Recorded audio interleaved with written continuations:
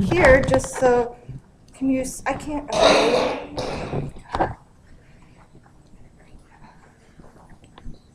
Go slow, fast, bend. But don't. Oh my goodness. What? Oh, I'm looking at myself.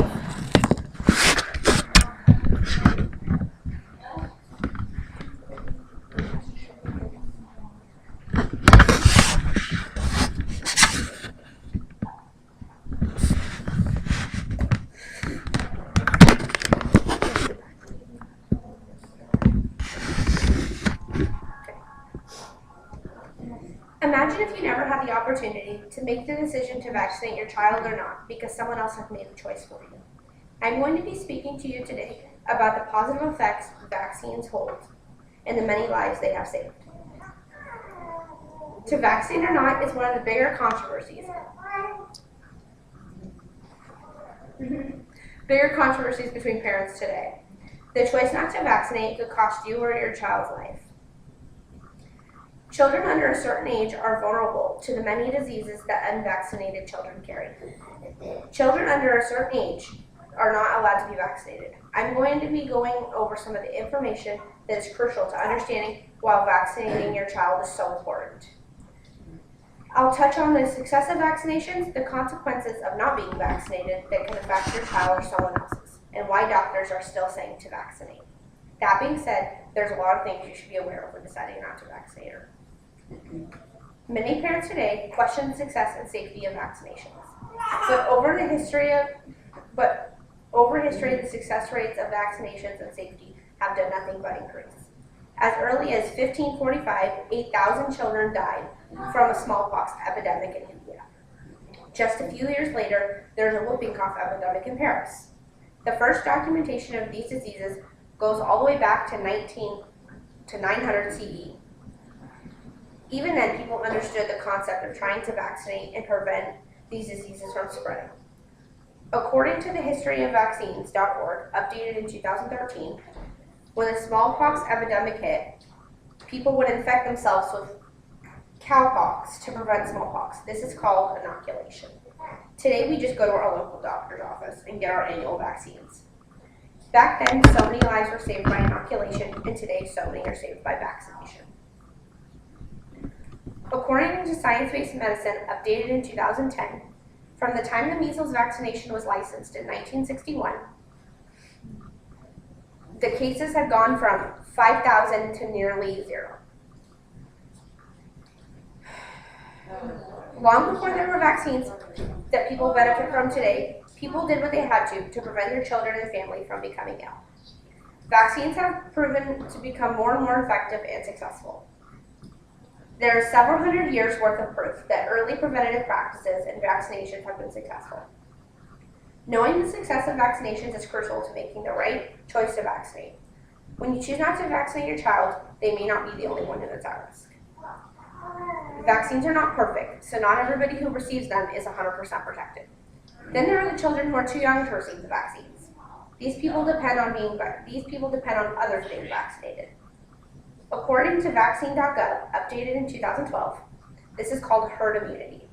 If almost everyone else is vaccinated, it is hard for diseases to circulate. For example, if a park full of children under the age of 2 are playing and an older child whose parent has chosen not to vaccinate them are playing at the same park, they hold a high risk of infecting the younger children who are not old enough to be vaccinated. Your decisions affect more than just your child. KevinMD.com, updated in 2010, says that more cases of preventable illness are coming up due to the anti-vaccine propagandists who have scared parents out of vaccinating their children. Practice community immunity. Don't allow a few uneducated parents to scare you out of doing what is best for your child. Your children depend on you for their health and safety. Parents should be making educated choices for their children. Despite the controversies, doctors and pediatricians are still saying to vaccinate children. Sue Hubbard, MD, a general pediatrician at Children's Medical Center warns, when parents decide not to vaccinate, they put their children and all their children's friends at a real risk of contracting deadly diseases. If hundreds of thousands of educated professionals are all saying the same thing, why not listen? Professionals are saying what is proven best for your child. Don't choose differently. According to Vaccines Today, updated in 2013, doctors are telling doctors to get vaccinated.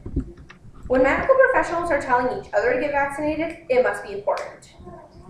If you get a flu shot, why wouldn't you do the same for your child, who has an immune system who's half the strength of yours?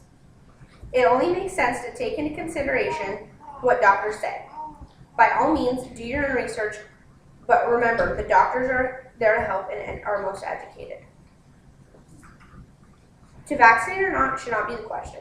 Today I have covered the success of vaccinations over the years and some of the earliest vaccination methods. How not choosing to vaccinate could harm the community, how so many young children depend on herd immunity, and how most doctors are pro-vaccination despite all the anti-vaccine propagandists. Educate yourself about every big decision you make, especially when it comes to the health of your child. Talk to different doctors and read. Do all the necessary research and you will find that vaccinations are safe and effective. Hopefully this has given you some of the important information and reasons why your child should be vaccinated. If you educate yourself, you'll find that vaccinating your child is best.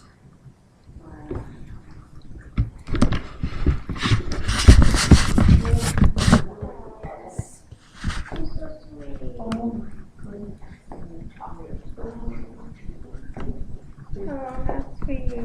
Oh, I look ugly. That's so sweet. Oh, look at this.